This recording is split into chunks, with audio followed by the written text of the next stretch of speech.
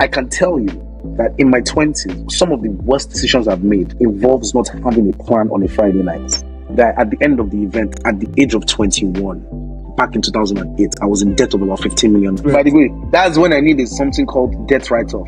Hey, you will package your begging.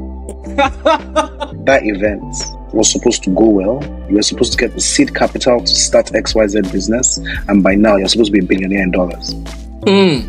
So sometimes I still beat myself up. It says, don't let your loved ones love you out of your destiny. It's my destiny to advise HNIs, to advise politicians, to advise leaders on allocation of assets.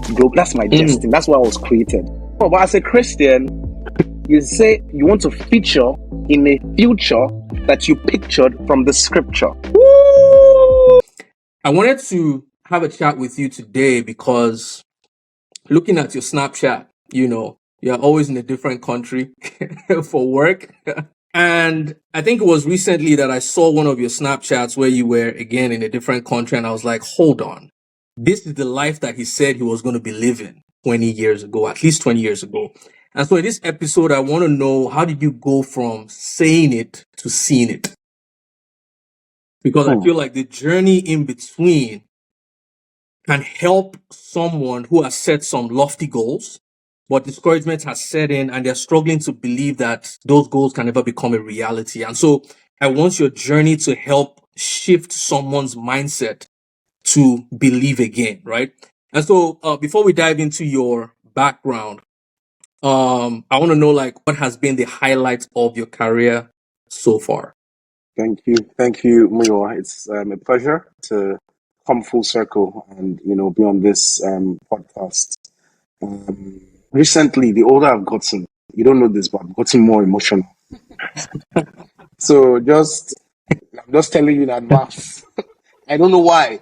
I've become more emotional. It's so easy for me to cry now. I don't understand. That's good. Yeah, and I usually just cry for good things. I don't really cry out of sadness. It's more joy, testimony, thanksgiving that brings. Anyways, it happened this year, September, at the United Nations General Assembly Week in New York. God did it. Let's just put it that way. That my company, every year we have an investor conference centered around the UNGA. And so for UNGA, that's that UN General Assembly Week, a lot of African leaders fly in for that conference. And so people and businesses in New York arrange events around the conference so you can get a good turnout. And so my employers have been known to have really good events at UNGA. And this year, they entrusted me to moderate a panel, which was cool, but I didn't know that my dad was going to be there. I didn't know that my dad's friends were going to be there. I didn't know that the person that was the keynote speaker at the first event I ever did in my life in Nigeria in 2008 called Gidi Connect, the keynote speaker then was a gentleman called Wale Edun. He's now the Minister of Finance. And over the last few years, I used to text him once in a year. He tells me to come and we'll sit down, talk about my career and my life, and that's it. And we move. And for the last few years, it's been harder to get a hold of him. You know why? He's also gotten really busy. And sometimes I actually used to be very hard on myself, and I used to tell myself that, Gbolade, you had such a good opportunity to make moves during that Gidi Connect, but because of the stupid decisions you made, you got in a car accident, you almost died, and Gidi Connect didn't go the way it was supposed to go. And the people I was trying to impress there that day, all of a sudden they're in the room in New York. Wow. How many years after? 2008, 2023. Trying to get validation from my dad as a man, which is something I'll talk about. My dad is my role model, and he's the person whose validation counts to me the most. But now it doesn't really count for anything. God the Father, that's it. So all of a sudden, everything just works out, and it's on my Snapchat. It's on my Instagram, and how I spoke about the creative sector and how you can make money in Afrobeats, XYZ, and this is all of a sudden it's just coming around full circle. Gbolade is an investment banking. he has been dancing in uni. He's a DJ, and all of a sudden I'm taking Afrobeats as an investable asset class, and I'm speaking to, men and women in corridors of power, Mm. Mm. and they are listening. Mm. And they are listening, they are nodding, the room is silent. Wow. And I could see my dad just looking. He wasn't nodding, no, strong face. He was just looking. And I could see Wale Edun, the Minister of Finance, coordinating Minister of the Economy, just looking as well. Like, is this boy? Mm. And at the end, we take pictures with other, very well notable Nigerian men, Falawiyo, Bengali body. It was surreal. Like, these guys were shaking my hand, giving me their number personally. Ooh. And Wale Edun whispers to my dad. He says, "We did not waste money on this one." Ooh. And for me, that was the pats on the back that I've been looking for from, like, which is like, yeah. So that's the highlight of my career. I didn't plan anything. I didn't plan anything. I didn't plan it. I didn't plan for those guys to be in the room. But God was just trying to explain something to me, I guess, saying that, Gbolade, your plans are not my plans. Mm. Your ways are not my ways. Just know that the plans I have for you, you can never even imagine it. You can never fathom it. And it's taken me a while to, trust God as much as I do right now. But I think my trusting God muscle has been worked. Love that. I've been through so many things that my trusting God muscle now is on strong. So yeah. So that's the highlight of my career as an investment bank. I love that. Private equity professional. I love that. And it's funny you mentioned that. I didn't even realize, I didn't think that was going to be your, I didn't think about it, although I saw the video that you put out. And if you check my comment, that was what I put. I'm like, I'm happy that your dad got to see this moment. Because I feel like I've always known that validation was really strong for you. And Oh, you've known? Subconsciously, I've just known that is something that you've always wanted. And so to see your dad in the room, like, I was tearing up watching that video, even though you didn't see it, but it was a proud moment for me as well, just to see where you've come from and where you are right now. So you mentioned a few things in there, your near-death experience, bounce, all those things. We're going to get to that in a second, but I want you to take us back to the moment where you knew this was what you wanted to do. This is how I don't know if you remember that conversation, but I feel like we had a conversation where you're like, yo, I just want to travel the world for work, man. I want to be able to travel and be in different continents and, be an international player. And thinking back now, I'm like, where did that inspiration come from? Because as a kid, like, we're thinking about to get babes, how to play PlayStation, but for you, there just seemed to be a different mindset growing up. Like, where did that inspiration come from? So I'm thinking very carefully, so I answer this question as accurately as possible, so it hits the nail on the head for the people who might, derive some inspiration from this. So let's take it back to primary school. I'll jump very quickly. In primary school, when I got into trouble with my mom for being a ruffian at home or breaking something, the punishment was go to your room. When I go to my room, the journey to my room, I sulk.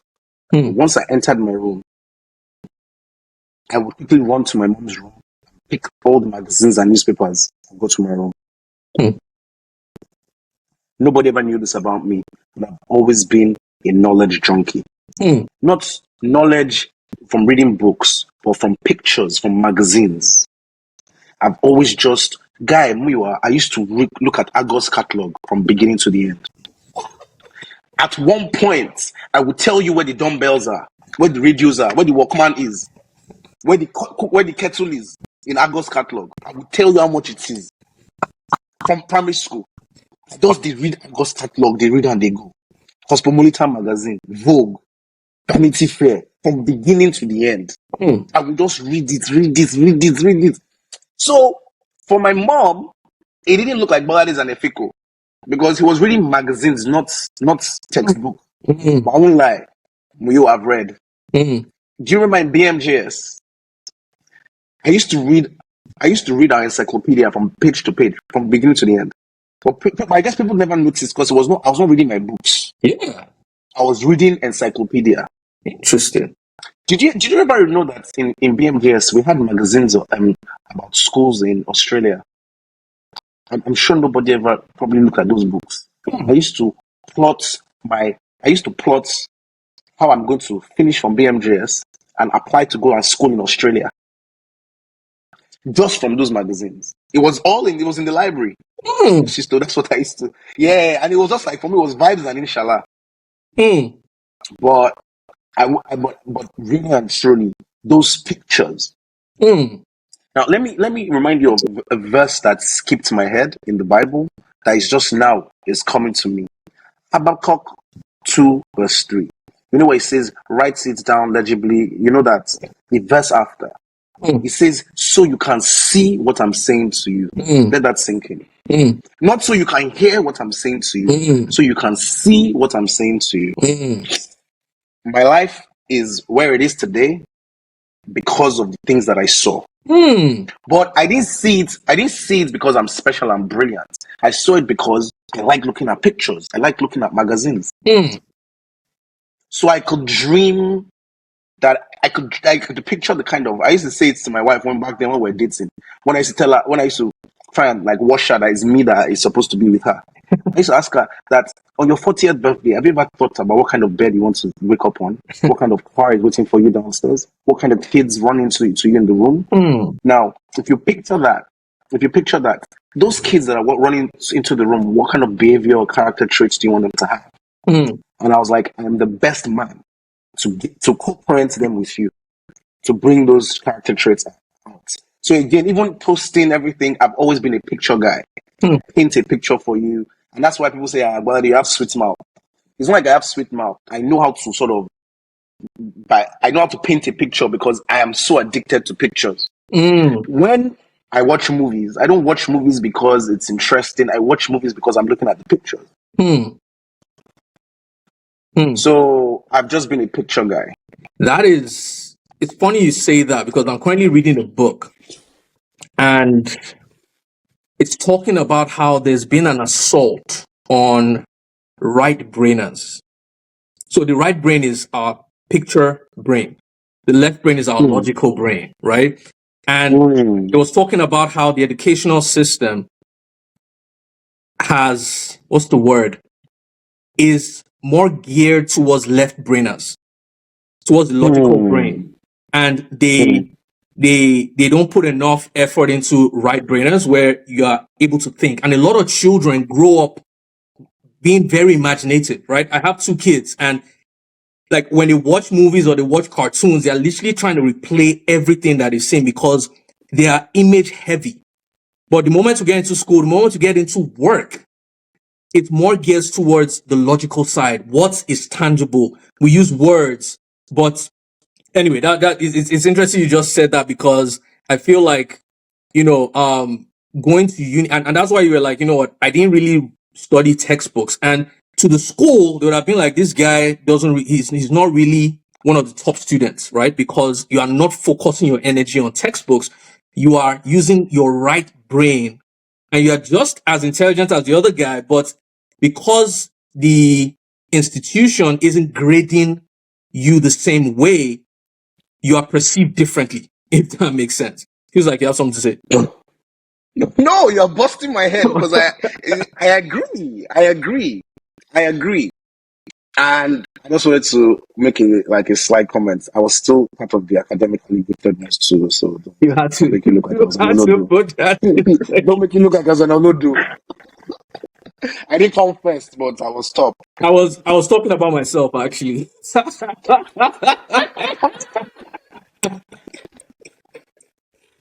Nah, but that is it's and it's funny you mentioned something because there's a fascinating quote that I heard a few years ago. It's like success leaves clues. Success leaves clues. And I feel like you're one of those people that I don't know if you knew this, but everybody that was around you knew that you were going somewhere. I don't even know where it came from, but we just knew that Gbolade is going to be something. And I feel like it's because, like you said, you used to read books. You are the first person that I saw. I remember coming to your house in Golders Green, and I saw a Richard Branson book. I'm like, why is this guy reading? Like, what? Like, what? Like how you started Virgin or something. I'm like, this guy is reading books. Like, so I think those are the little clues that subconsciously I was just like plotting a graph that if this guy is reading now, plus you were like summer holidays where I'll be like, I have a break now I can watch all the TV shows that I couldn't watch. You were looking for internship opportunities. And I remember one where you traveled to Germany or something like that. So when I used to hear things that I'm like, man, Gbolade is just different, right? So I'm like, my next question is like, where did that come from? Like, not even just, I know So you think in pictures and all those things, but are you trying to say that those pictures that you exposed to early informed that ambition? Because I feel like there's a difference between seeing those pictures and having the ambition to actually see those pictures come to life.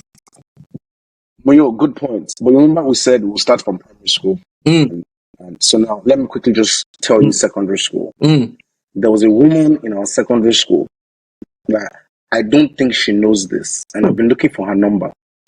Miss Tosin Akiremi. ooh, One day, she saw me sulking because I wasn't chosen to play basketball. Remember, I was short, I was mm, small, and I was just not good at sports mm, compared to like you, Ibuku, and other guys. One day, I was in the room. It's not room. I was in the class, and I think she had noticed like 3 or 4 days in a row that this guy wants to do sports, but they're not choosing him. mm, And if you remember, I had the worst voice in choir. Think mm, about it. He always had space for me in choir, even if mm, I didn't have a good voice. mm, So what had happened, and this is just God engineering, the woman just liked me. mm, And so one day she calls me and she says to me that you're not good at sports, but you are good at expressing yourself. mm, I'm going to give you an assignment. I don't know why I didn't tell you guys. I guess, guys were not interested in that kind of gist. We're talking about action movies in school and Timberland boots. So I guess guys were not interested. But I wish I told some guys in school. What she said to me is that write down the list of things that you're good at and the things of things that you're not good at. mm, Write out the things of things that you like and a list of things that you don't like, but you have to like to pass school.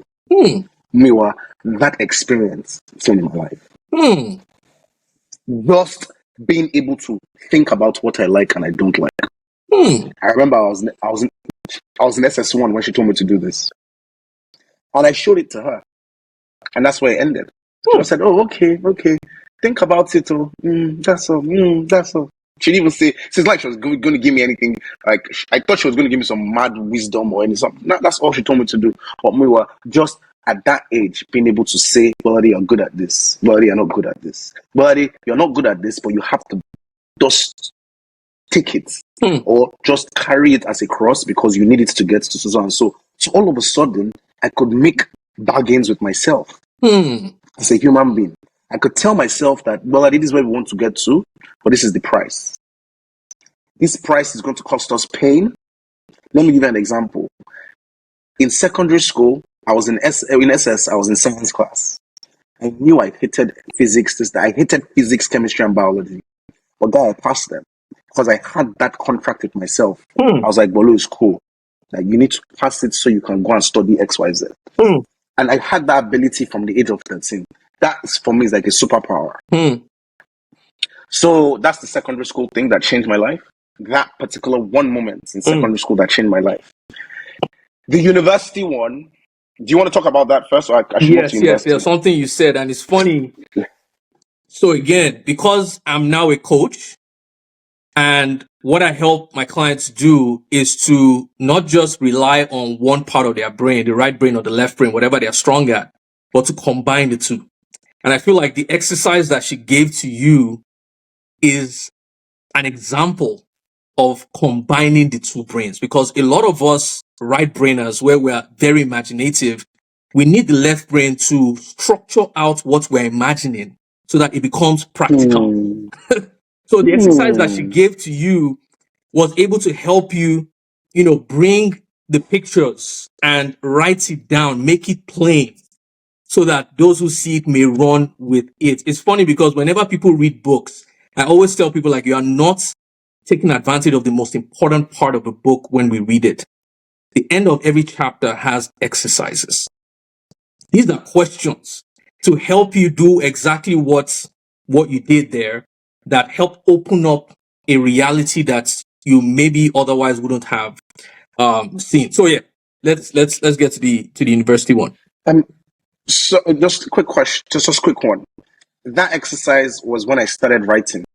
So after that exercise, I started writing. In secondary school, I wrote like 2 chapters of a book, like a book about angels that came to earth to come and help men and women. I wish I could find this book, but the most important one that we'll still talk about for my career now is that I built a business plan for an amusement park like Top Park or Chessington World of Adventures in Nigeria, down to where I'll buy the cement from. Wow. Yeah, my dad mistakenly threw this thing away, and he mistakenly threw it away back in like, when did we move out? When was it fucking load from that house? I can't remember. Like maybe 2016. I almost cried. I was like, Daddy, that's like my blood that you threw away. Yeah, but he didn't know. He didn't know. Like my yearbook, where where everybody signs out about you. Yearbook. I kept all those things till after university. Oh, by the way, I don't lose things. I don't lose things ever. I don't lose things. So if I lose something, ask me the story. Alcohol is probably involved. I don't lose things. Okay. So yeah. So that's just a quick one about secondary school. Another thing. So in university, God now sort of started putting me in company of the right people. So I started university younger. One of my regrets in life, I won't say regrets, but if I could do it again, I would have started university at an older age, where my character was more formed and my relationship with God was deeper. But I started university at age of 17. My closest friend in university was a guy half from Barbados, but he's a London boy, he's a Brap boy. His name is Jeff. Now, Jeff, because I was surrounded with Niger boys, Jeff was a eye opener for me in sense of just looking at life in a different way. Jeff had gone to LSE in London, but he was struggling, and so he quit and worked in a sports shop, I think Sports Direct, for like 2 years to save money, and then decided to come and do university up north, where cost of living is cheaper. So this is somebody that had done uni 2 years in LSE or UCL. So he knew about that, top academic performance life. He had also worked to get cash to buy a car, to be a bad guy. He had this sick Audi A3, I remember. Yeah, I Baddest remember. guy in campus. And then he came to uni. So this guy was 23, I was 17, and we're best friends. So automatically, my brain was not a 17-year-old's brain. Everything that I was doing, guy in uni, from my first, and me and the guy became guys from our first day. I don't know how we saw each other. Okay, no, he liked the way I was dressing. By the way, my first year in uni, I had all the colors of Skittles for Timberland boots. I said, Niger boy now. So I used to give them. I used to give them. You're still giving them. So he came up to me. Was like, "Yo, do you work for GQ? Like, what's up?" Just randomly. I was like, "Come on, I'm a Niger boy now." That's what they give them. Nothing. A guy will go to talking. I go to talking. I'll now wear. Maybe I'm wearing like powder blue teams. I'll now give them blue jeans, powder blue belts. TM doing shit in first year. They bust their brain. My guys are just wearing hoodie. Like, no, I need to follow wear hoodie. Follow that wear hoodie. So yeah, that's how me and the guy became friends, and he was the one that now told me that very early on he asked me about my financial situation. And I told him that my parents give me, I think at that time was like maybe £200 a month, XYZ, XYZ. And and the guy just advised me. I was like, yo, that £200 is not going to cut it. You have to get a job if you want to enjoy uni. Like, you have to get a job so you can meet people, so you can also have money to spend without calling mommy and daddy. Or more. At that time, your mom also told us, I don't think you remember, take everything you can from this system in a good way. She said, get your driver's license and get your NI number. I don't think you remember this, but your mom said so. It was your mom who said so. Wow. And yeah, one of these random days, I can't remember. She was like, you guys, you're not just going abroad, though. Make sure you take what you can from the system. It sounds like something she would say, Abby. Yep, definitely. Travel. She always told us travel. Yeah. Exactly. And so that was my opportunity to get my NI number. I was like, me that I have green passports. At least I'm now on your records. So I did it, got a job, and that's how my uni was. I started working. Like, I was always working in uni. And I always had small, like, the little money that my parents could afford to send me. I always had that, but I was always working. That made my life softer and more fun. And it also helped me deal with the fact that I hated law. I hated the course. But I mean, I couldn't be bothered to change my course. I now have to start Why did you do it? Because I feel like for someone who at your age, you knew where you were going, this felt like a setback. Or did it feel like a setback? And how were you able to overcome it? It did. Yeah. It did. But at the time, I was not, I guess maybe that's the child in me as well, you know. I was not sure of the cost of doing a course you don't like and just getting an average 2.2. I wasn't sure of what it's going to cost me. And because I also have this pride thing that I'll still be okay. So it's almost like, well, they go and like, you'll be like, go and change your course. So time is going. In my mind, I'm like, I'll still be okay. I'll still be okay. And so, you know, that's why I didn't change my course. And that's why I got a 2.2. If I did management, I'd have gotten the first class. But I did not know. No, it's I didn't. Same thing, same. And my dad is funny because he just left. Like, he and my mom came over for a month, last month, and that was one thing that I heard him say. I was like, "Geez, I'm so glad you said that," because I went to uni to study economics, and I'd already picked my house. All of a sudden, my dad calls me and he's like, "Yo, I heard, he was talking to one of his friends, and I think one of my other options was computing and economics." And he's like, "Yo, like, I think that would be a better option for you because it gives you more opportunity." And so he told me to change my course. Bro, I had no computing experience, nothing. So in my mind, I was thinking, we're going to university, we're going to start from the scratch. I remember walking into the first lecture and I was like, that was the moment I realized I'd made a big mistake. You know, when you're in a lecture and it sounds like you're speaking a different language, like, it was just off.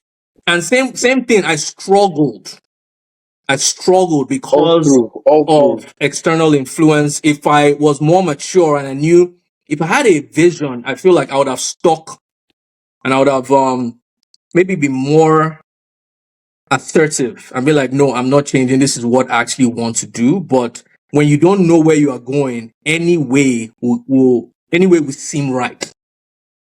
If that makes sense. Something you it's funny, you mentioned hall. There's something that you probably don't know because you've been talking about things that happened that we all didn't know, but I feel like there's something that happened that you don't know. So remember when you did bounce and you invited me from Bristol and I came to hall? In that moment in my life, I was a very shy guy. I couldn't talk to babes for some reason. Like, not that I couldn't talk to babes, but in my first week in uni, one babe rejected me so bad that it shut me down for 18 months, bro. Like, I couldn't talk to anybody. Like, I remember I was like, fine looking babe, I was gonna tap her, and then she turned back and looked at me like, dude, I'm expecting to be like 6 something. What are you doing here? And she just turned back. She didn't even look at that thing hit me.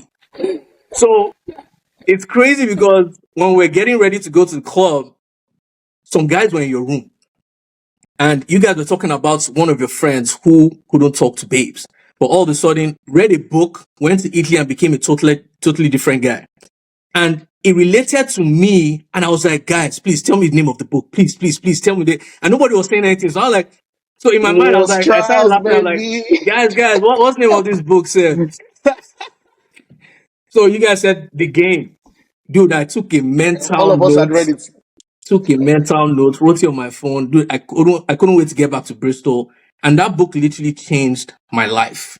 Because after reading that book Yeah. was when I don't know whether it changed my life for the better or for the worse. I feel like it did for the worse, but it increased my So confidence. speaking of that, that book, the knowledge inside is basically it's I can if you give me time, I can extract that Mm. book for you and Yep. make it biblical. Yep. Yep. I just Yep. I've never done it, but maybe it's actually an assignment I should do. Mm. Neuro linguistic programming is a lot in Proverbs and Ecclesiastes. Oh, dude, you're speaking my language, man. Bro, let me also tell you something. Mm. You can use NLP to get babes. You Mm. can use NLP to sell. You Yep. can use NLP to do politics. You Mm. can use NLP to parents. Mm. So it's your choice. Mm. It's your choice. Let me tell you something I used to say to my guys. I won't lie, because of that kind of life we're living in uni, where we didn't optimize our energy and our boyhood Mm. to doing things that, so the focus then was numbers and babes and all of that nonsense. You know that same energy, it's now some people from that young age, they became addicts to profits. Mm. But unfortunately for us, for me, then I was an addict to babes or Mm. numbers or that kind of social hype. But you know that in life, you can actually become addicted to something at that age and it changes your life forever. Mm. So now in my 30s, I'm trying to change that thing, that focus. Like, guys, I still tell my wife till tomorrow that I can still talk to babes really easily. Mm-hmm. But I now pray to God that, Father Lord, that thing that you've put inside me, help me use it to make my family's life better, to make Nigeria a better place. Mm.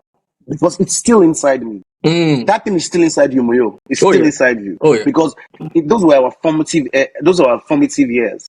And so that book has done something to us. I think most people should read it, to be fair. Mm. Guys, babes, everybody, they should just read it. But it is easier when you're looking at it from the lens of a Christian, Yep. or you're looking at it from the lens of Christ. Mm. However, I'm still working on it. And I think my dad has perfected his own transition because Mm. apparently he was a bad guy when he was younger. But he's now an addict to turning those opportunities to profit. The profits. I He's love that. now, and because he has done it for I'm in my 30s now. And so it's just now I'm starting that transition of using the same NLP process to be able to spot an opportunity and monetize it and create and derive profits from it. Mm. So I'm still going through that conversion program from babes Mm. to profits. But imagine when I've now converted to profit and I now do it for the next 20 years. Think Mm. about how much of a beast you will be when you're 60. Mm. That's where our parents are. Do you think looking from an outsider, I've always respected your parents. I don't like, obviously people have their flaws, but as an outsider looking in, I just always looked up to your parents because, I used to see them do things together. I remember coming to your house in Parkview one time and I saw your dad and mom driving out. And I'm just like, I think your dad was driving with your mom. I'm just like they've just always inspired me, even though I'm not within, well, I guess we're close back in the day, but as an outsider, I didn't live with you, but there was something about them that inspired me and, made me think of marriage and think that, this is what I want my marriage to look like a power couple, like your dad is doing extremely well, your mom is doing extremely well. Do you think like that was an advantage? That was like a super advantage for you growing up? Yeah, it was. It was. And I'm very grateful. Like, I had a really, really amazing upbringing. You know what they call when you see the parents provided a stable environment for the Mm, kids to grow. mm, That's what they did. When growing up now, I know it's all a packaging for the kids. Mm, It wasn't as rosy as mm, it wasn't as rosy, but they packaged it for us. They mm, packaged it well. mm, mm, You know, they didn't. You know, they say hurts people. They mm, didn't hurt us, and mm, so me and my sisters are not hurting people. Like we're good human beings, mm, mm, mm, and mm. we didn't become good human beings because we chose to be good human beings. The example of how Example. to be a human being was right there. So all this knowledge junkie, this, that, the other. My first ever book that I read, I took it from my dad's library. Mm, If I didn't have books, if my dad didn't have books, I won't be a books guy. mm. If my mom didn't have magazines, I won't have been a picture person. That's true. That's true. That's true. That's true. So it's all down to them. Anything, everything that I am, I ever would be. This guy, even my first relationship with music was my mom, Mm. who made us do piano lessons, drum lessons, That is violin true. lessons. My Yes, mom, yes, yes, yes, yes.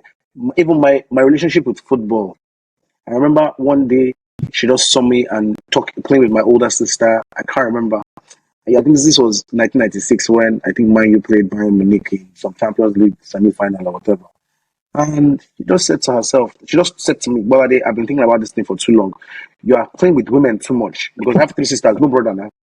You are playing with women too much. You are soon going to start becoming feminine. I've been seeing the way you are crossing your leg. She doesn't like it when I cross. When I sit down, I cross my leg. But I tell her, other successful black men cross their leg. Will Smith crosses his leg. If Men in Black is crossing his leg, why can't I cross my leg? He said, no, Omo. She threw me inside the living room and locked the door that I must watch that football game. Mm. And David Beckham did a menace. And that's how I fell in love with David Beckham. And at the same time that you two were falling in love with David Yep, Beckham. yep, yep, yep, yep, yep, yep, yep, yep. That's how I fell in love with Man U. Wow. Yeah, with my mom. It's funny. I think another credit that we need to give to the parents. I was talking to my dad as well, and I'm like, he literally fought, and I think our parents have fought a battle that we have never had to fight. They created, like you said, a stable environment. And I feel like there's a difference when you are trying to overcome the idea of having a stable environment Hmm. versus, how will I put it? What I'm trying to say is my dad, for example, fought the financial battle for this family to the point where when we go to uni and when I speak to some of my guys, I'm like, we have a different mindset because we saw this thing growing up. There's a difference when you see it growing up versus when you don't see it and you have to fight to see what other people get naturally. And so we are standing on a foundation that they built, and now it gives us the opportunity to solve and to attack better problems. If that makes sense. Anyway, just thought It, to add. it does, it does. Yeah, it Sorry. does. And yeah, and so, we don't take it, we can't take it for granted. But there's so many routes to success, Mm, because that have also made me lazy. yep, yep, yep, yep, yep, yep, yep. That could have also made me lazy. I think, in fact, to be fair, I still have a mental struggle with, I don't know how to say this without offending anybody, so I'm going to be very careful. But I since I moved back to Nigeria, I tend to gravitate more towards guys who schooled in Nigeria. Mm, Let me explain something to you that my mom said to me when we were growing up. So when we're in Jan, the parents come for summer to come and chill with us. She keeps bringing Genevieve and True Love, City People, those Nigerian magazines, hints. mm. I'm like, Mom, what's this? Like, cool story, but like, just like, don't force us to read this thing. And she was like, Daddy, I know you like magazines. Now look at it. I was like, no, I'm not looking at it. And what if she says to me that you need to know that Nigeria is becoming a place that can provide the kind of life you want. Mm. Nigeria is more successful. It's becoming glitzy. There's fashion. There's lifestyle. I don't want you to think that because you've come abroad, you have seen the best of life. And she used to always say it to me that your dad made the money to send you to school here. He made it in Nigeria. She always used to say that thing to me. She even used to say to me that you don't have to marry a girl that schooled abroad. There are a lot of beautiful young girls in Nigeria that didn't school abroad. My mom used to always say that to me. I won't say always, but she used to just say that don't get lost in this whole, bubble of London. And I think that really stuck with me. And when I now started looking around, most of my guys when I moved back to Nigeria, most of my guys that were doing well in their career, like pushing things, making moves, this, that, the other, I was not really counting the guys that schooled abroad. No shade, but I'm sure guys that schooled abroad, I'm sure people are doing well. But it was just my guys that went to Babcock, Covenant, hustler mentality. Guy, GT Bank, doing NYC in GT Bank too was so helpful. Like guys that schooled in Ekpoma, doing oil and gas deals, pushing things. Even getting into Snapchat, that very glamorous Snapchat role that I was traveling everywhere. It was a guy that went to Unilag that told me about that. And the guy didn't have to tell me, just call me to a corner. And I was like, yo, what are you doing this evening? I was like, XYZ. He was like, stay back at work. Just bring your laptop. Let's apply for this thing together. So that guy is still one of my closest friends now. And I know, God bless him. He's now even a special advisor to the governor. And, even the fact that he was willing to share it with me, that I even thought that other people would be seeing me as a threat or looking at me somehow. These ones are schooled abroad, they'll be feeling big. Ask any kid that's schooled abroad and is working in night. They go through that balance, that delicacy, that balance. And now, if I even look at my most liquid friends, most of them are guys who schooled abroad. I'm talking about independence money or not inherited from mommy and daddy. Independence money. I mean, you can use mommy and daddy's network, but independent money is usually those guys.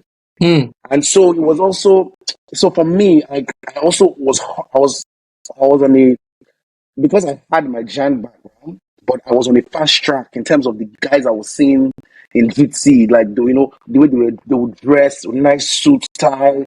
I was just on that whole level that I'm not trying to get stuck inside this whole I live in Ikoyi or the butter thing. I was always on this whole farm, like my own money. I'm going to buy my own car, rent my own house, that kind of thing. That's all.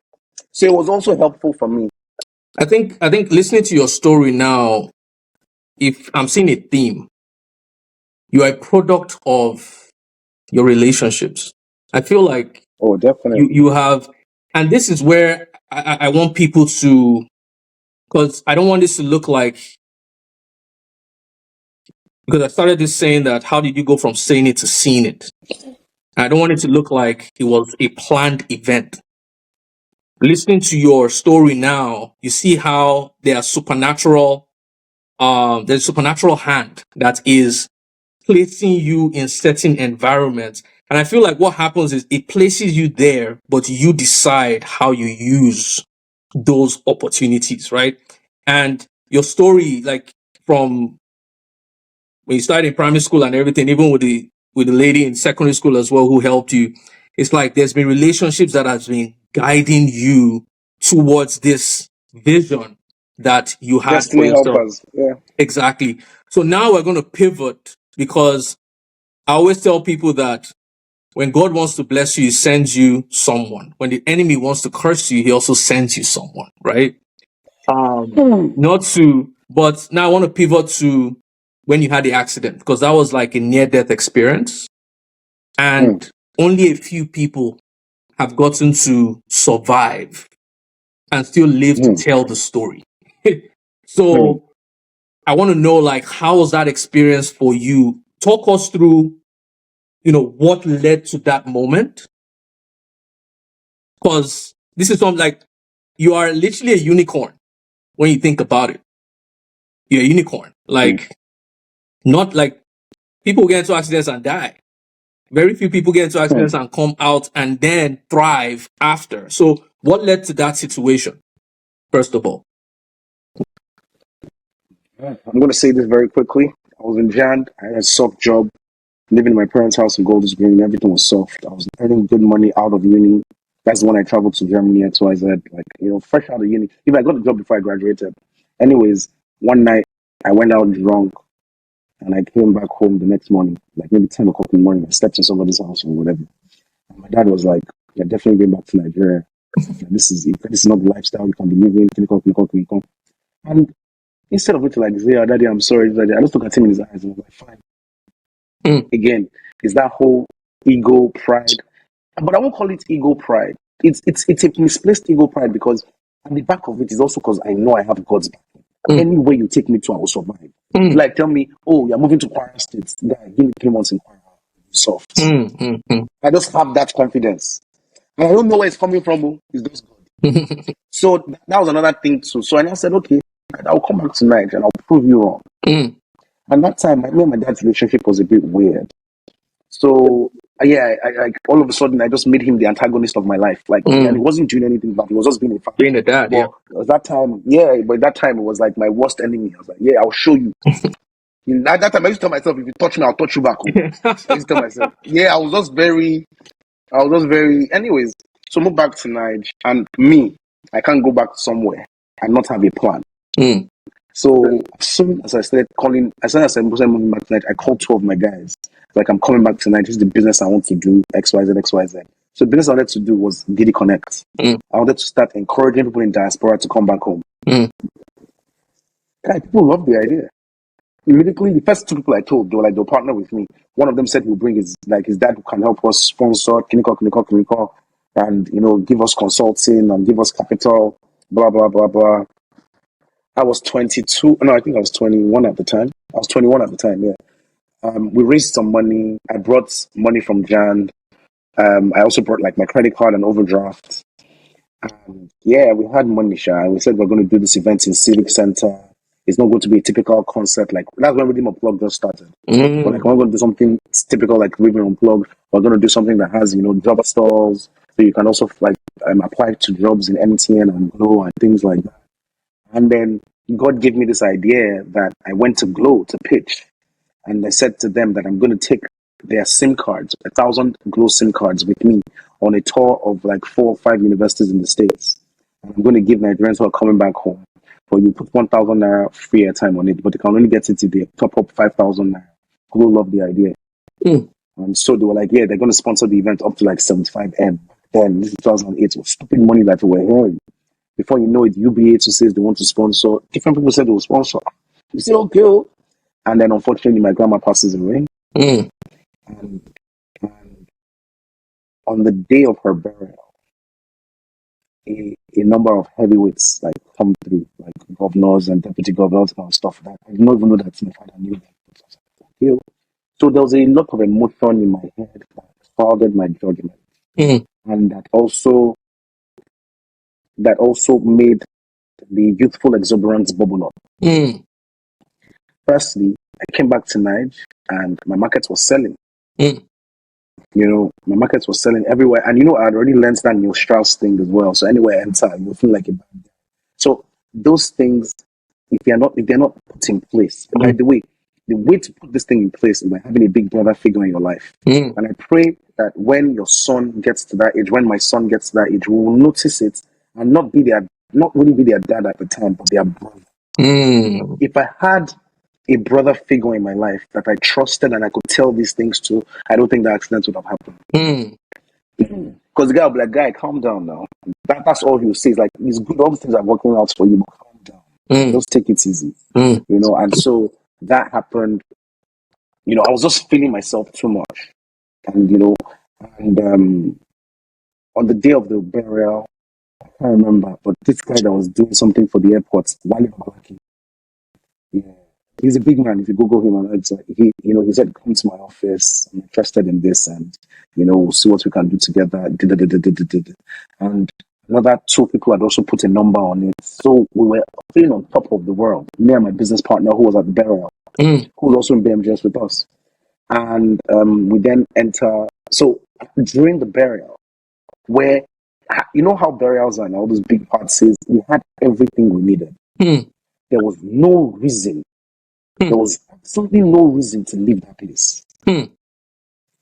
But sometimes, as you said, if God wants to bless you, if the devil wants to curse you, sometimes it's not people that he brings. It's people that have bad ideas. Like you, they are too spiritually unaware. Mm. You are too insensitive to your environment Mm. that you then say yes. Mm.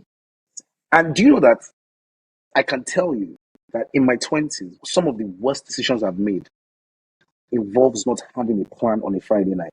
Mm. If you've pre-planned your Friday, Mm. this is what I'm doing, this is what I'm doing, you'll be fine. Mm. But all that come see, come sa, anyway, belle pays, vibes, that's where bad things they are. Hmm. Without a vision, my people That's where perish. bad things. Yep. Now I plan my Friday. Mm. So especially, and I'm speaking to guys who are extroverted like me, social butterflies. You like to have fun. There's nothing wrong with having fun. You're the salt of the earth. You can't be the salt of the earth only in your house. Mm. Go out, have Mm. fun. Mm. But always be the head of, when I say the head, hold the shots. Mm. Don't, you have a plan. If you're going to this place, know that you're spending so and so hours in this place and you're going to the next place, and from there you know you're going. Mm. Once they start choking this, let me tell you, alcohol has started entering, your judgment is getting impaired. Mm. Even at my old age now, I'm still struggling with those decision making. Mm. Because now they'll now tell you, is the founder of a fintech, we can do business together. So that's Mm. why you're now staying outside of me. Mm. Before you know, but I thank God for the kind of wife I married. Oh, you got to report yourself by 3 a.m. If not, so you chop with water. So I gotta tell her where I'm going. No, she doesn't say she won't force you to come home, but she doesn't. You have to Ah, yeah, account for yeah, your yeah, time.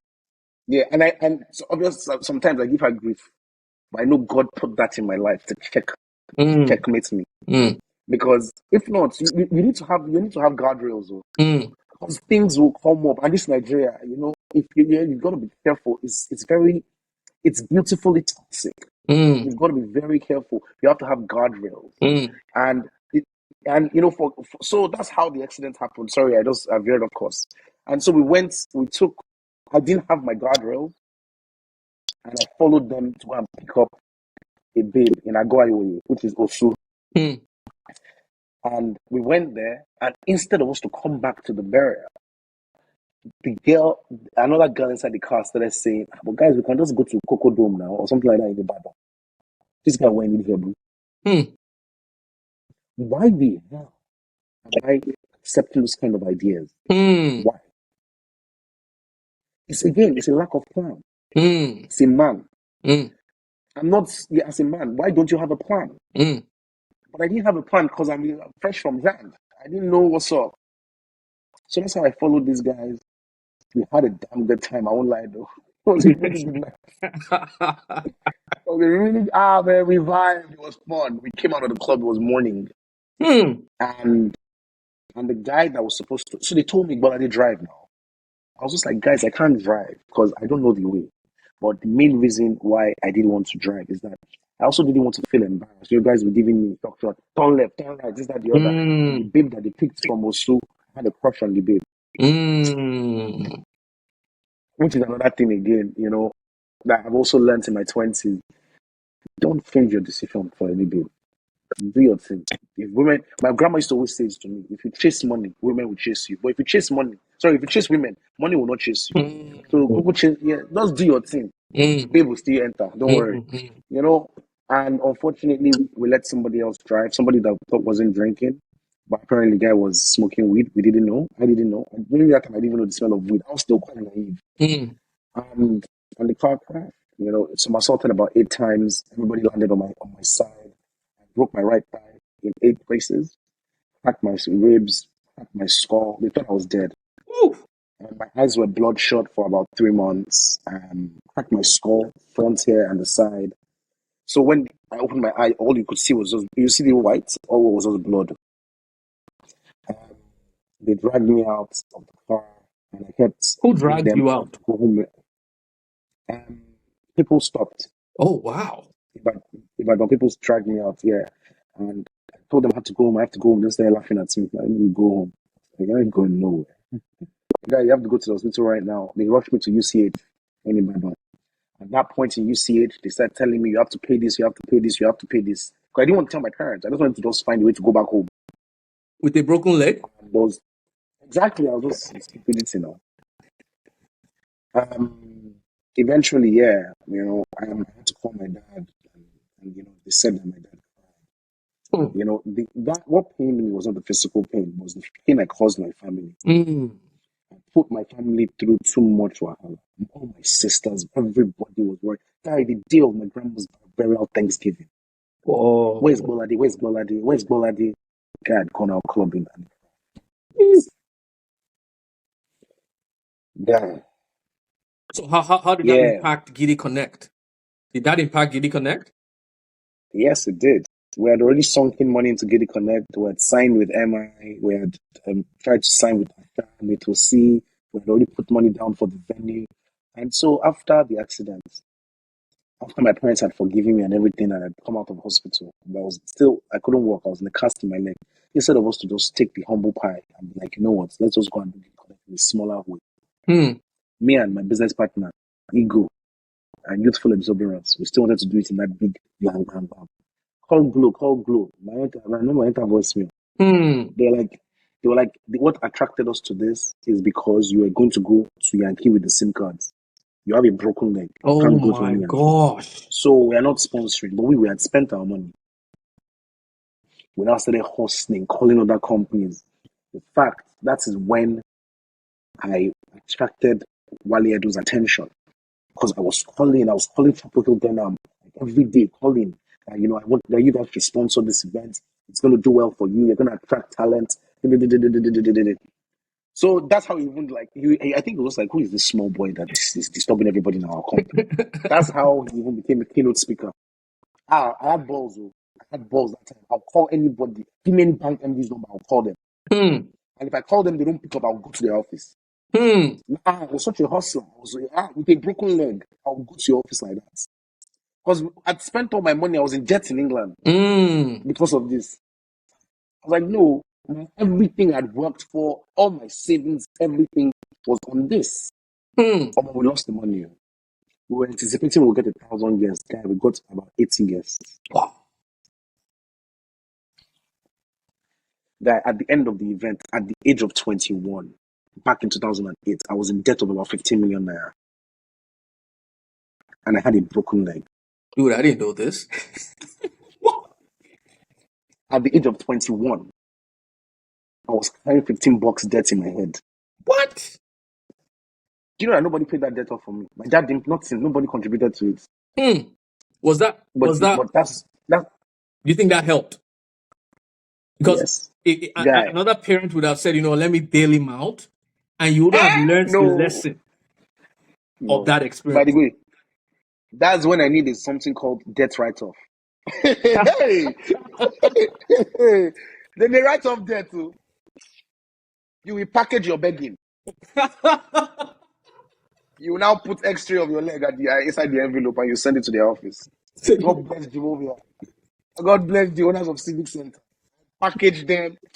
But they saw what happened now and they saw my leg. I wrote a nice letter, put it on my letterhead, took it to the woman's office. And I said, I told them that I want to see the woman physically. The woman avoided me. Yeah. She avoided me because she knew I was going to beg her in an emotional way. Mm. Yeah, it was a very good introduction to doing business in Nigeria. Mm. Let me tell you something.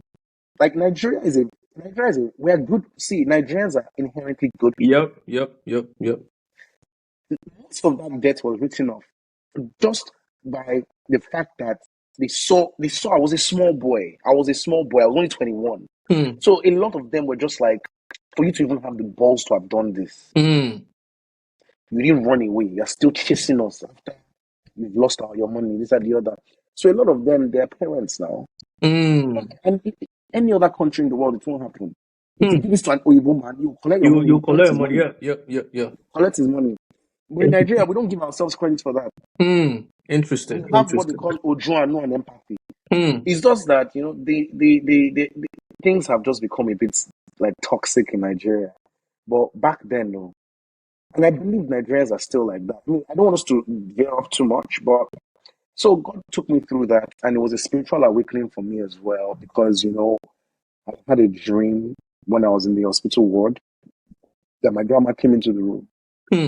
and said, Shoton, Hmm. I told you told you that all this you're going out at night, all this you're drinking, partying, this, that, the other.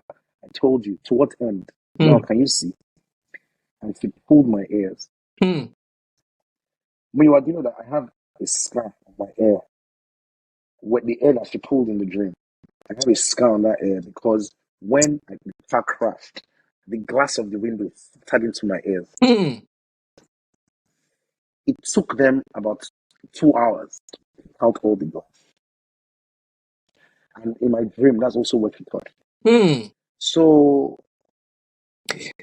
sometimes I don't know. Like, I still think that God is still opening my eyes to seeing everything. I don't think anything diabolical happened. I don't think there was violence. I don't think anybody did anything stupid. Although some people were mentioning things like that, but I don't think so.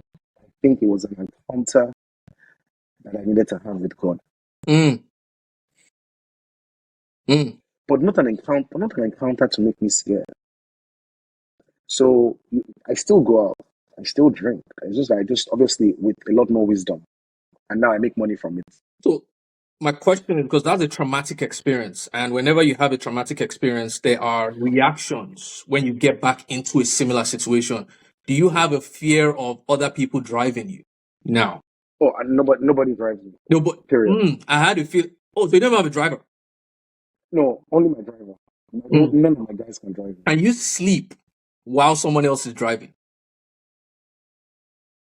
If it's during the day, if there's traffic, yes. At night, I drive myself. Or I drive my driver. Oh, see, like, and this is the connection I want to show people is that whenever someone does something, because someone can see you driving your driver and they'll be like, that doesn't make sense. But unless they It doesn't understand the happen a lot. story, it doesn't happen a lot. Yeah, no, that's happened a lot. Like, cause, but I also, these things. It also makes you now make life decisions. Mm, I can't live. I don't like living far away from the things that I'm like the places I know I'm gonna go. mm, So everything is always close by. So I live quite close to most of the places that I go to.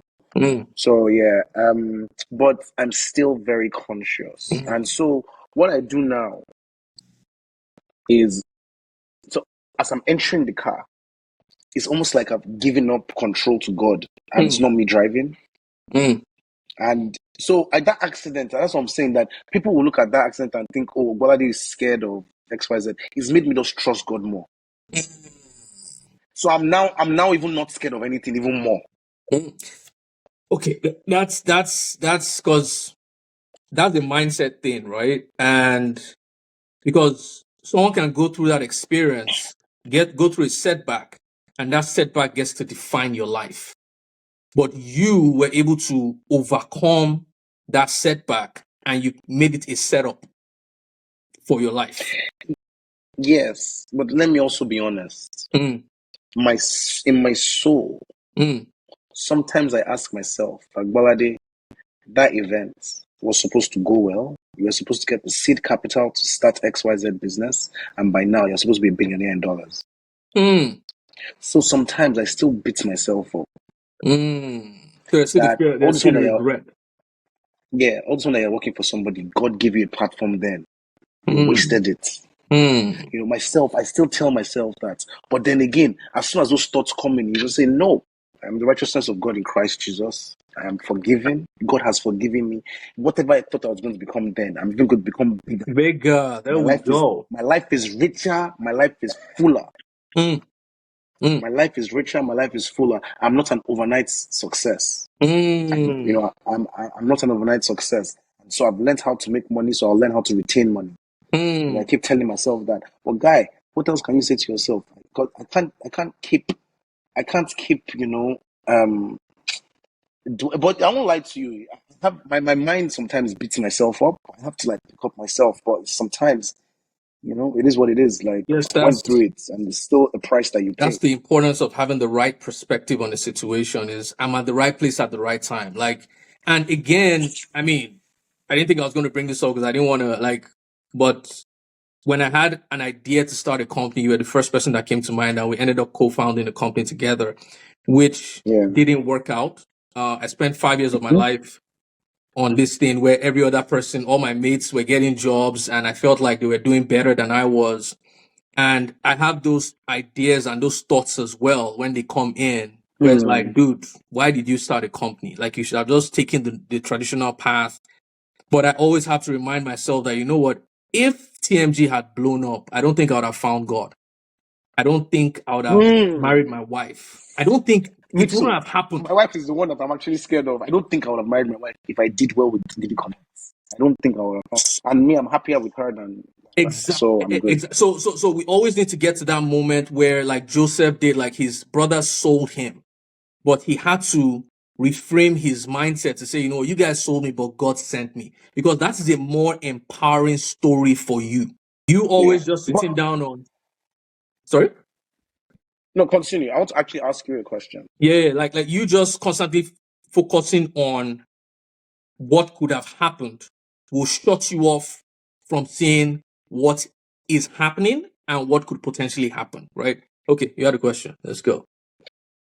Yeah, and I'm sorry I'm asking it on the podcast, Oh, no, but that's fine. yeah, you definitely had to go through those thought processes, especially that I know you've done some videos on it. I'm married with 10,000 naira in my account or something like that. You know, you said stories like that, but because me and you we have a lot of similarities.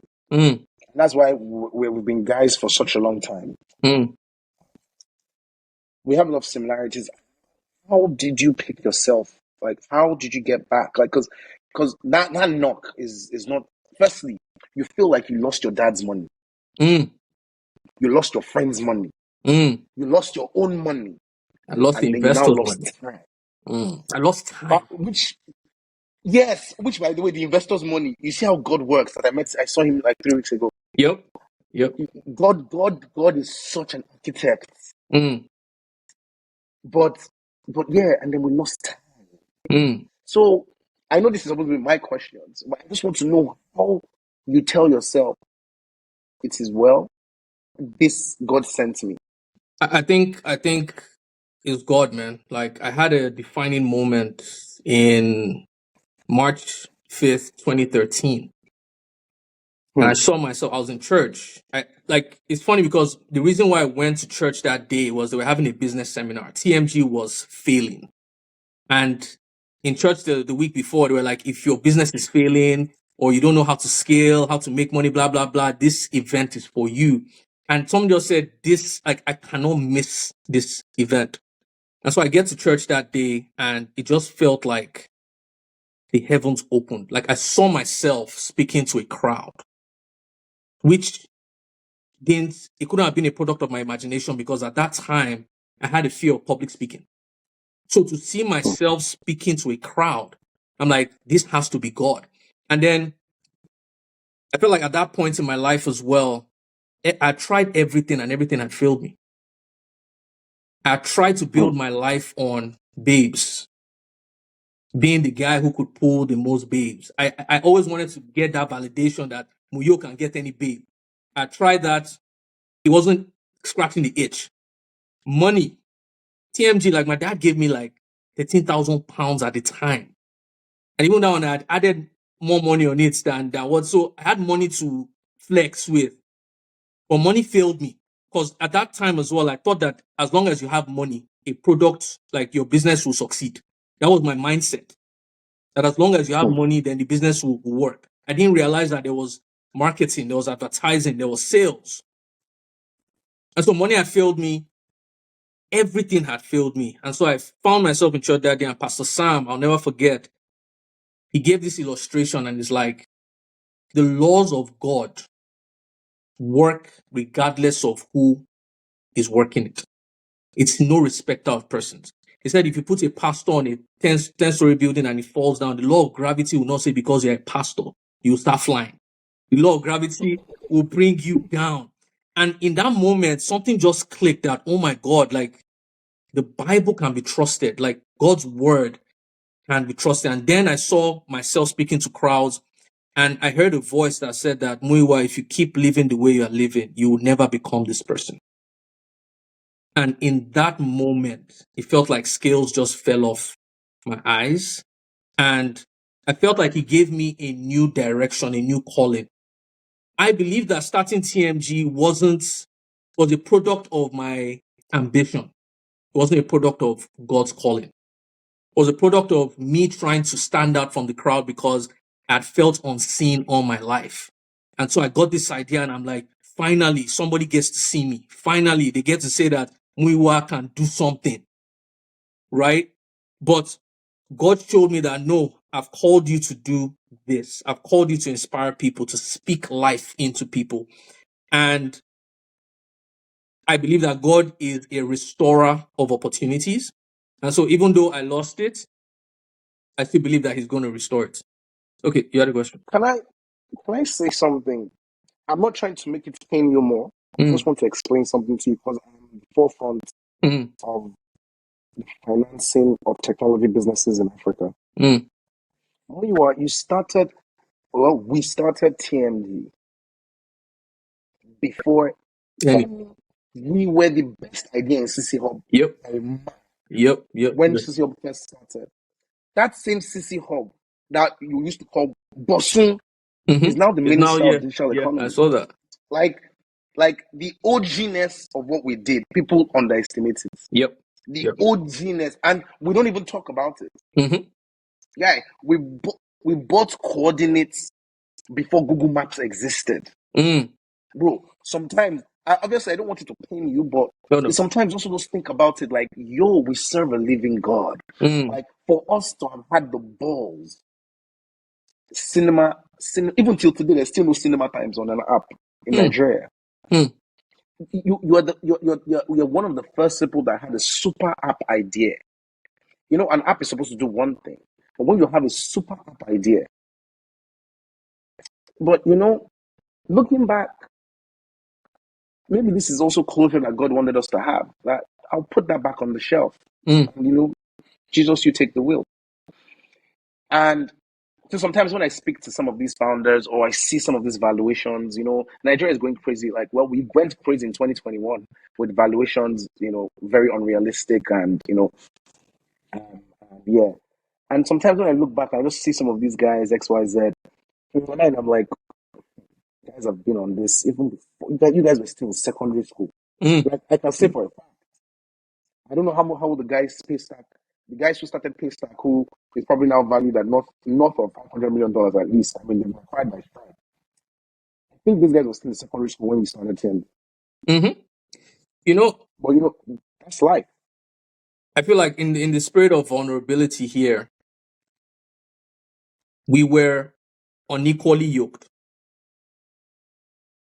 You Yeah. were higher in my mind because people saw me and they're like, this guy built TMG. They actually thought I coded it.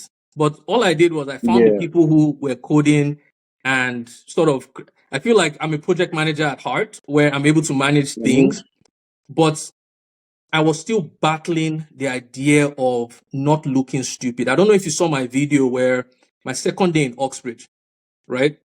Mr. Wanko, economics class. I just gotten back from Jan the day before. And I was trying to do this, I just go back from Jan and I'm coming to Oxbridge. Like it was our first day in Oxbridge. My mom was like, go and sleep. Well, you're jet lag. But I was like, I wanted to be that kid that, I just go back from Jan this morning kind of thing. You know, those kind of stupid flex. Yeah, yeah, yeah, yeah. So apparently he had given us an assignment. And that day I was tired. Like I couldn't listen. I don't understand anything. So I went home, slept, got back the next day and he asked the classic question. I think come and draw the demand curve or something like that. And I didn't know it. And when I missed when I missed it, I don't know if you remember this, but he told the entire class to call me Olodo. Shiba. Olodo. Like the whole class. I just met 98% of people for the first time the day before. And you are coming into an environment like that, you have this insecurity of coming from BMGS, an unknown school. You're now in a school with Atlantic Hall kids, KC, all these prestigious schools that people have come in. And so in that moment, walking back to my seat, I linked missing the answer to a question to feeling shame and feeling embarrassed. Mm. Right? And so my entire life from that moment, I stopped asking questions because I was trying to avoid looking stupid again. And so the reason why I say that we're unequally yoked is that you had been more advanced in your journey, while for me, I was still battling with the idea of not looking stupid again, not asking questions. And guess what happens when you don't ask questions? You move based on assumptions. Mm. And so TMG would never have been anything under my leadership. I think I've come to the realization, and I've given myself closure for that, because I didn't have a growth mindset. I had a fixed mindset. And you cannot grow a company like that, not being able to listen to other people, not being able to ask questions and look stupid in a room for the advancement of the company. And so I feel like, to answer your question, I got closure knowing that I wasn't at the right stage in my life to build TMG at the point. I felt like if it was you that was leading, maybe would have had a better chance at actually Mm. seeing it become what it was supposed to become. So I think for me, I think when you're honest with yourself, Mm-hmm.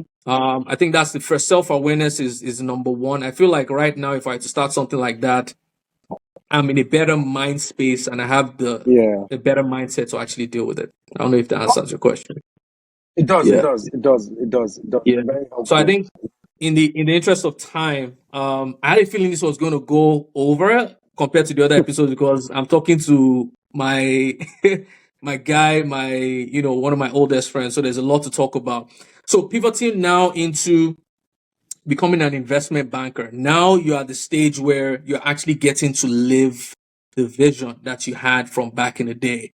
When was the moment that you realized that, yo, I'm actually living this life?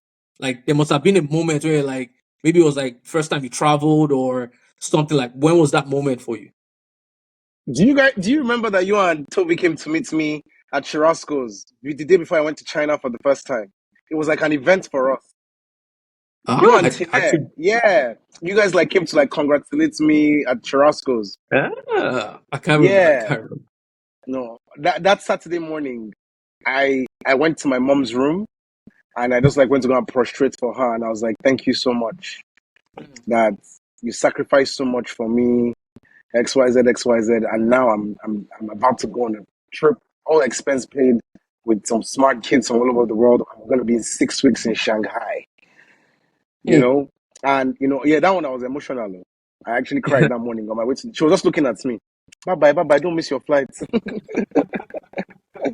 It came full circle. I was like, yo, like this woman struggled for me, bro. Mm. So, yeah, that was when I knew. That was 2013. That's when I knew I'd entered the setting, Mm. but I hadn't gotten to where I wanted to be. Because again, for we perish for lack of knowledge, and sometimes our vision is impaired for lack of knowledge. So I Mm. didn't have knowledge of investment banking or anything. I just know that I've actually applied for this fantastic role, and the money was more than GTB. That's all. And they said you would travel. That's all I thought.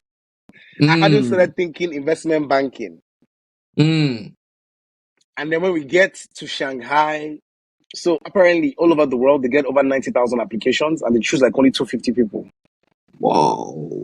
Yeah. So when we got to Shanghai, started meeting all these other kids from Singapore, from China, from India, and from Dubai, Lebanon, and very quickly I knew that technically I cannot compete with these kids.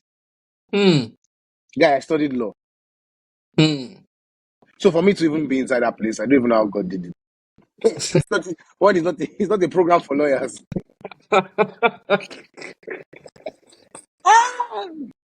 But again, God, I just also knew that my superpower here is my relationship building capacity, Mm. and I knew that nobody can, like, it's going to be hard for you to compete against me Mm. because everybody wants to stand out now. Everybody wants to Mhm. stand out. So my job was, Gbolade, you're not naturally a genius like these kids, like when it comes to the academic, like, financial, accounting, stuff like that. But if all of you today go and sit down with the CEO of the China business or the CEO of Mm, the Asian business, the guy will remember you more than them. Just know that for sure. mm, So I mm, always mm, had that at the back of my mind as mm, an asset. But guy, relationships, banks are not built on relationships. You still have to know your mm. numbers. Your numbers, yeah. So relationship can only carry you so far. Mm, All this one that I'm a networker, I'm a this or more, nothing. You still have to know your onions. And so 2013, 2014, 2015, actually 2013 to 2018 were very gruesome years of my life.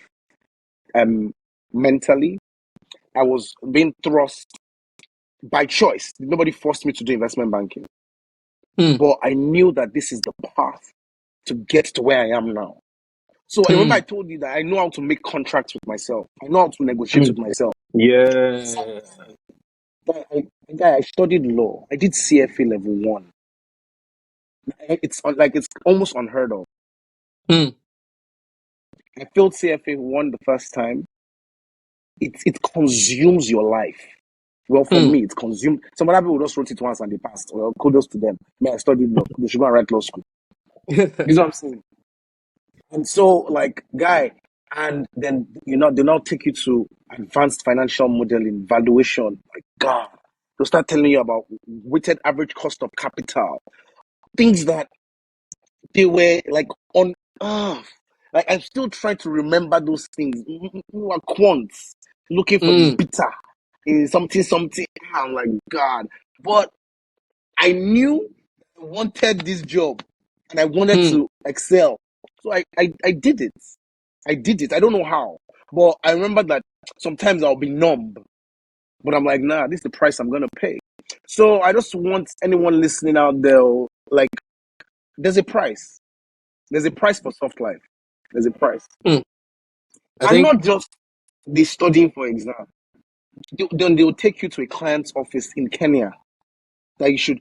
So it looks good because I've Instagrammed it or Snapchatted that I'm on a plane to Kenya. Oh, bro, on the plane I'm working. As soon as you get to Kenya in the morning, you don't have time. You're in the taxi. I have motion sickness when I'm reading in the car. You're in the mm, taxi to go to the client's office. In the client's office, your boss is making the presentation. You are changing the slides, but they still want you to take notes, and those notes must go to your boss's boss by the end of the day. mm. That life. Hmm.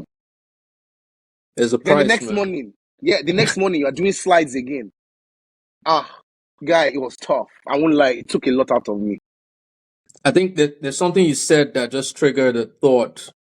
I heard a quote the other day that when you have a strong enough why, you can withstand any what. Maybe that's what it was. Because my I, dad asked me a question. Don't you think that you're a round peg in a square hole? Like these things are mm, too technical. But I've heard something that's stuck in my head that Pastor Flourish says. He says, don't let your loved ones love you out of your destiny. mm, It's my mm, destiny. It's my destiny to advise HNIs, to advise politicians, to advise leaders on mm, allocation of assets. That's my mm, destiny. That's why I was created. But if I mm. didn't go through that grueling experience, I won't be here today. Now, Mm, by the grace of God, my work is opening doors. My work is being encountered in corridors of power globally. But I mm, couldn't have gotten to where, like, that where I'm working with people that were advising governments. I couldn't mm. have gotten there if I didn't go through that place. So my dad, in his love and care for me, back in 2013, when I was telling him that I'm going to go and do mergers and acquisitions, corporate finance, he was looking at me like, my son, why are you going to go and embarrass yourself? mm, mm. Like, well, this is not your strength. Me and you both know that you're a Yep, storyteller. yep, yep, yep, yep, yep. But now it's my superpower. Hmm, hmm. I, since BMJS, God blessed me with the gift of gab. I can speak in public. I was in debate team. I was going to ask about that. Your gift or the gab, was that a gift or was that something that you've trained over time? Because I, I feel like that is something that I envied about you growing up, but it's now something that I celebrate about you because I feel like I've had a mindset shift over the years where I've gone from a mindset of competition to one of collaboration. When you have a mindset of competition, you are always like when you see someone excelling at something, you envy that person because you don't have it. But when you have a mindset of collaboration, you're thinking, how can I leverage and how can I use this strength that this person has to Yeah. create something better, right?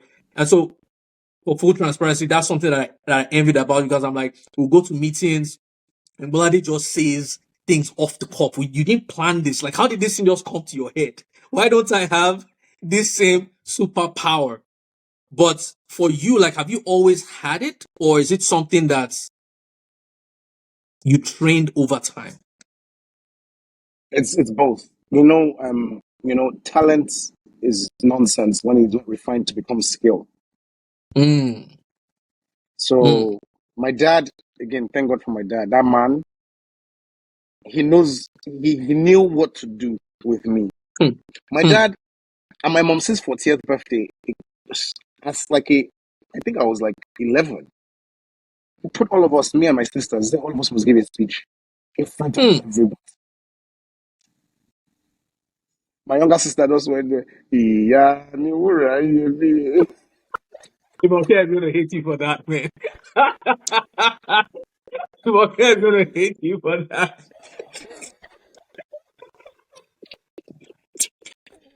I was like, that's not me. That's not me.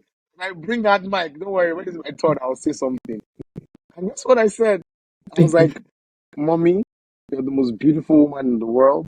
And I promise before God takes you or takes me, I'll buy you a house, I'll buy you a Mm, car, and I'll buy you a jet. The whole hall. Just what this guy was like 11 years old. I don't know where he came from. The whole hall. No, sorry. I said, no, the first thing I said when they gave me the mic, I was like, Daddy, sorry, but mommy is my girlfriend. Or something like that. Like, wow. I just, yeah. Yeah, at that point, I'm sure my dad looked at me. He's like, there's a problem on our hands. And so my dad always knew that I could do it. Mm, So he kept putting me in deep, like deep. And my dad is really good at it as well. Really good. mm, There's, and I'm still learning it as well in Nigeria. There's gift of the gap, but there's finesse. Finesse mm, when, like, see, for example, the way I'm talking to you right now, if I am in a setting where they're like governors, bank MD, I have to start speaking slightly slower, but still clear mm, to ensure that my points are being interpreted in the way they're supposed to be. mm, Not coming across as a youthful, overly energetic, overly zealous mm, person that is prone to mistakes. I'm speaking like that mm, right now. mm.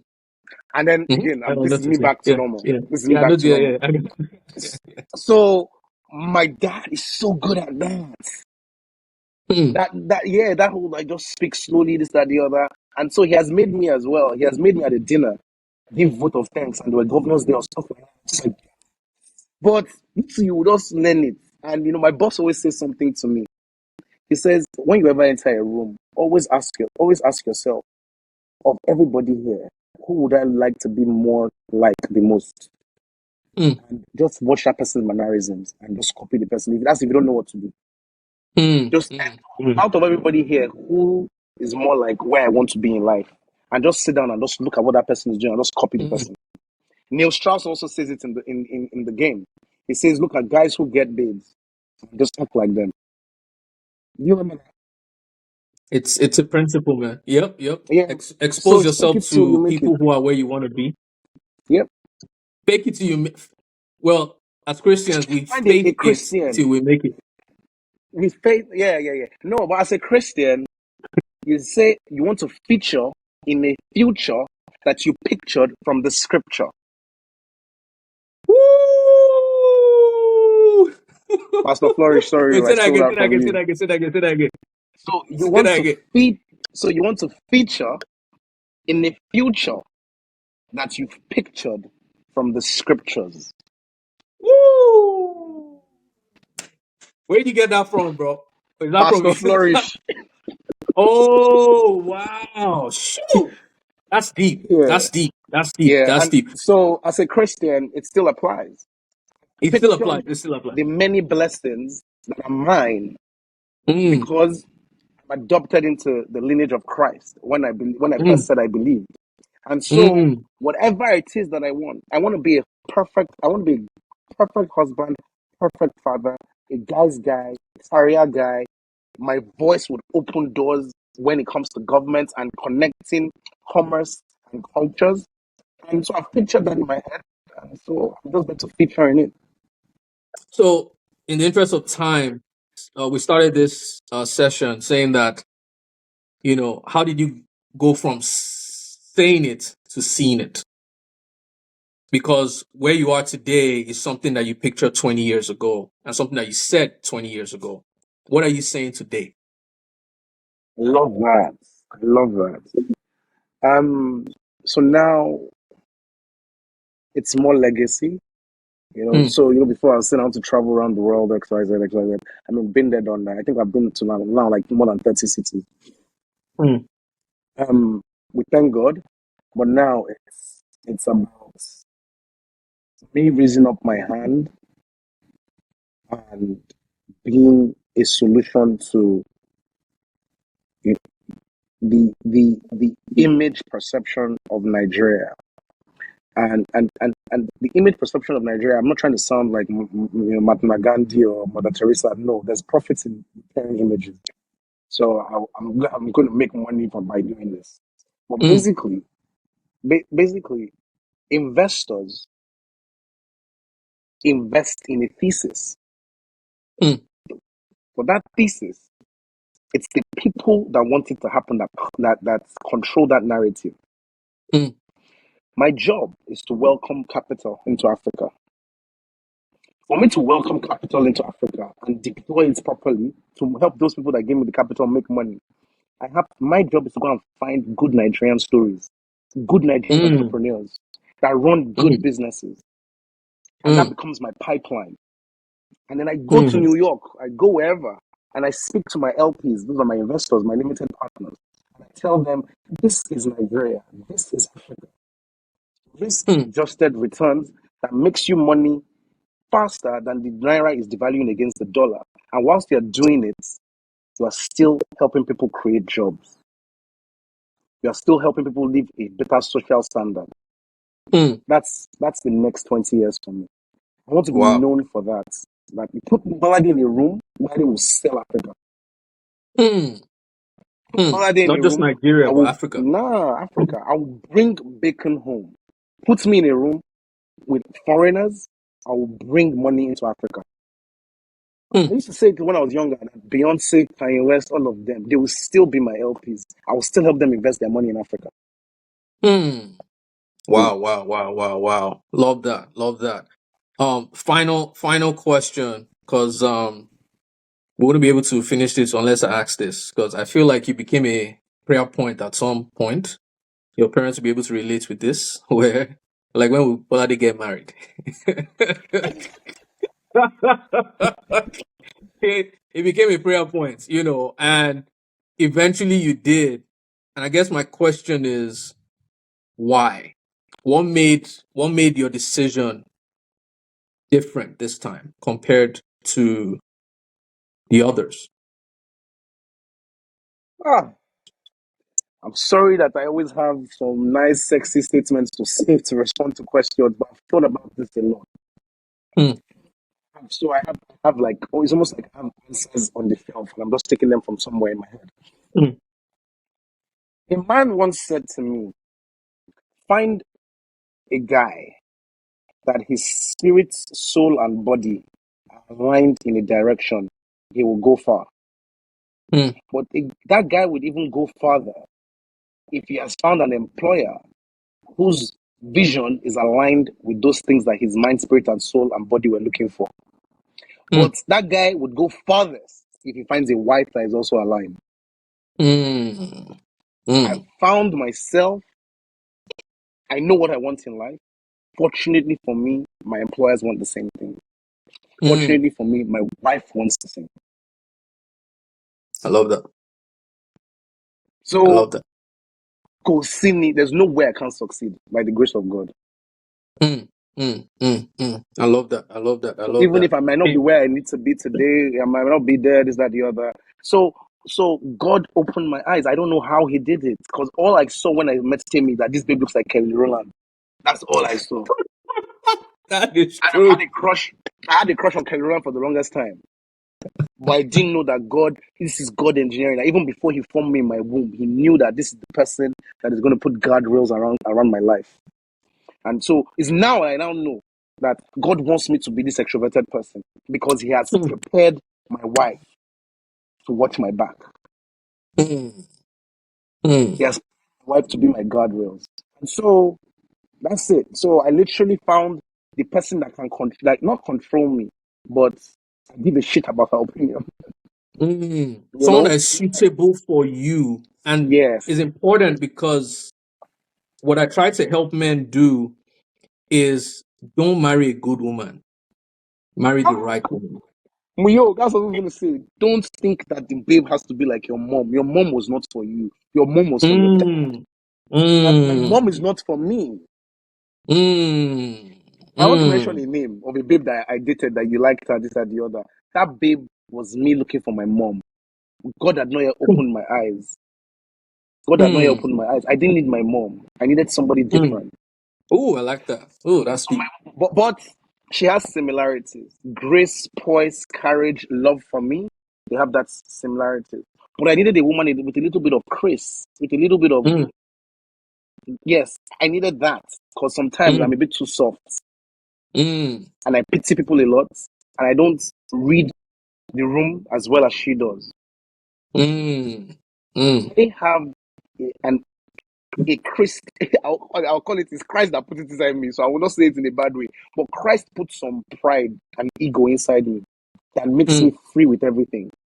Let me give you an mm, example. When you talk about a business idea and you go and do it, me, I can't be annoyed because I have mm, pride, Christ pride.